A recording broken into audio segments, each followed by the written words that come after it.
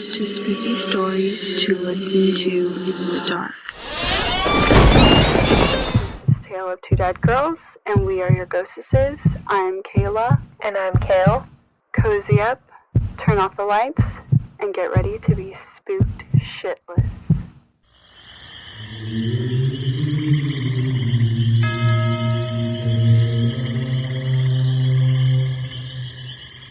Hello, scary monsters and nice sprites. I'm Kayla, and I will be sharing 2 real-life spooky stories that I found on Jezebel.com. The Little Girl Who Wasn't, from Lady Sparrow. I lived in a house from hell for 4 years, from age 11 to almost 16.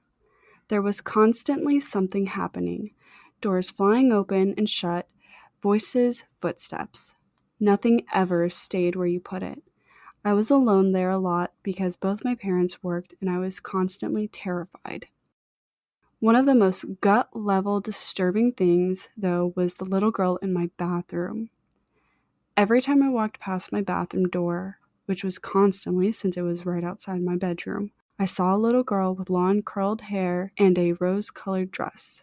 She just stood there, staring, looking like a photograph from 1905. I started keeping the door closed so I could walk by without seeing her, but she was always there when I opened it. Once I stepped in past her, I couldn't see her anymore, but I could feel her there. She scared me, but I felt really sorry for her because she was trapped there, just like me, but probably forever. As years went by and things in the house continued to get worse, she started seeming darker.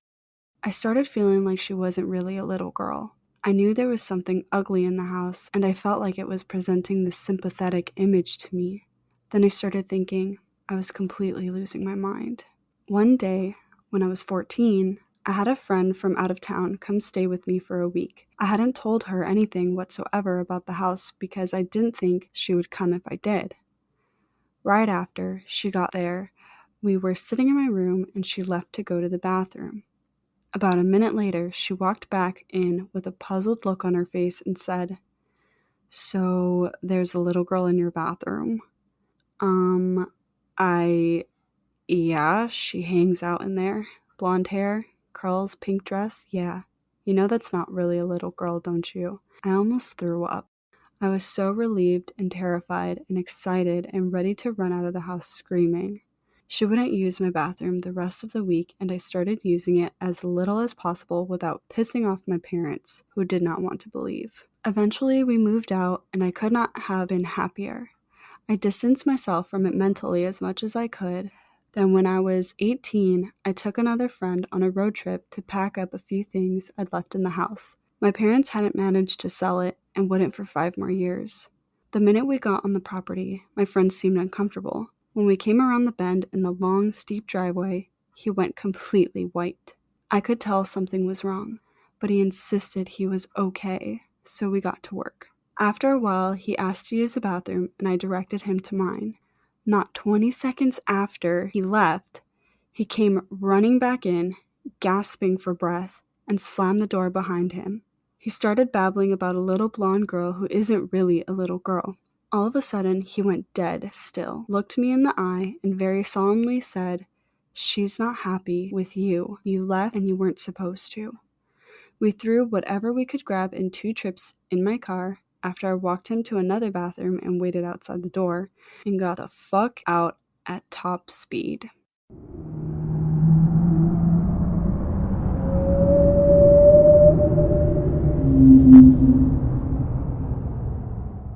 This one's from Mrs. Amy.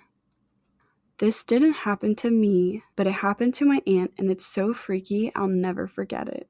My aunt and uncle bought a cool old Victorian home in a small town about 40 miles away from Austin. It was really a pretty awesome old place and had a historical marker in the front lawn and everything. My aunt and uncle moved for job reasons years ago, and the house is now a successful bed and breakfast. Why anyone would pay money to sleep there is beyond me, though. When my aunt and uncle were still living in the house, their daughter and her young son also lived with them. Chad, the son, was about 7 at the time. One day, my aunt was home alone. My uncle and her daughter were both at work. Chad was at school. The lady who cleaned the house had already come and gone for the day. My aunt was in the study working on a project or something. In this house, if you sat at the desk in the study, you had a clear view of the foot of the stairs. She was sitting there on the computer when she looked up and saw a young boy sitting at the foot of the stairs, staring at her. He was about the same age as Chad, and she assumed he was a friend from school. She asked the kid his name, and he didn't answer. She thought he was weird, so she told him he needed to be in school or to go home. She looked down for a second, and when she looked up, he was gone. When Chad got home from school that day, she told him one of his friends had been in the house. He said, "No way. All of my friends were at school with me." She described the boy, and Chad got real quiet. He said, "Oh yeah, I know him. He comes out of my closet to play sometimes at night." Unnerved, my aunt and cousin told him to go outside and play and stop telling wild stories. A couple of months later, my aunt was doing research on the history of the house and found out that a young boy, age 8, had died there of leukemia in the 70s. She found an old newspaper article about his death with a picture she recognized. He was the same boy who had been staring at her on the stairs that day.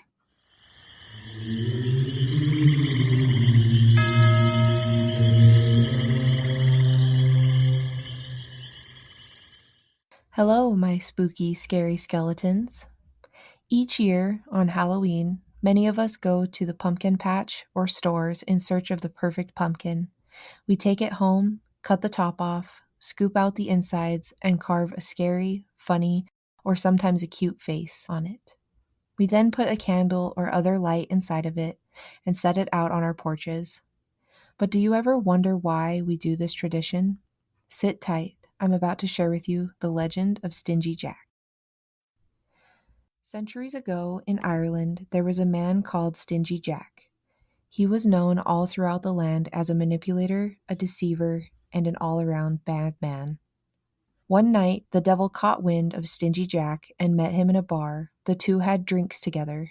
True to his name, Stingy Jack didn't want to pay for his drinks, so he convinced the devil to turn himself into a coin that Jack could use to pay for their drinks.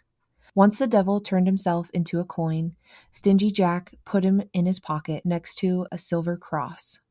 The silver cross prevented the devil from changing back into his original form. Stingy Jack decided to free the devil under the condition that he would not bother Jack for 1 full year. 1 year came and passed, and the devil kept his promise. One night, Stingy Jack was stumbling down a cobblestone path when he came across the devil. The devil said to Jack that it had been 1 year, and it was his time to come to hell with him. Jack agreed, but right before he begged the devil for an apple from a tree nearby. The devil agreed, and he climbed up the tree to get the apple. Once the devil was in the tree, Stingy Jack quickly carved crucifixes around the base of the tree, once again trapping the devil. This time, in order to free the devil, Jack made a deal that the devil would not bother him for another 10 years, and that if he should die before they meet again, that the devil could not take Stingy Jack's soul. The devil agreed.